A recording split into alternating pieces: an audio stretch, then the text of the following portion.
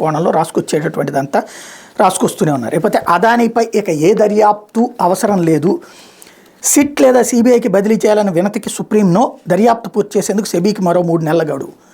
సంస్కారం మరిచిన journalism, నీతిబాహ్యమైన journalism, అసహ్యకరమైన journalism, విలువలు మరిచిన జర్నలిజానికి సజీవ సాక్ష్యం ఈ వార్త.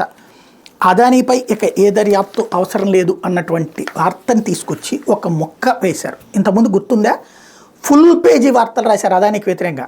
ఏంటై అతను చేసిన తప్పు అంటే, జగన్ వచ్చాక ఇక్కడ ఎవ్వడూ పెట్టుబడులు పెట్టద్దని వీళ్ళందరూ బెదిరిస్తున్నారు, అయినా అతను వచ్చి పెట్టుబడులు పెట్టాడు.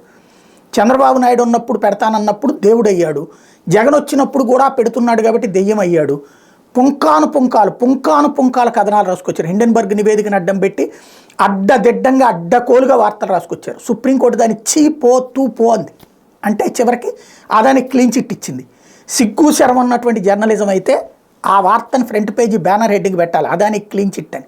కానీ అడ్డకోలు కారు కోతలు రాసి ఇవాళ కోర్టు దాన్ని తోసిపుచ్చితే సింపుల్గా ఒక ముక్క రాశారంటే వీళ్ళు ఎంతగా దిగజారిపోతారు. ప్రజల కోసం కాకుండా వీళ్ళ ఎజెండాల కోసం, ఎజెండా బేస్డ్ జర్నలిజం ఎట్లా చేస్తారు అన్నటువంటిది ఇక్కడ సజీవంగా కనబడుతూ ఉంటుంది. లేకపోతే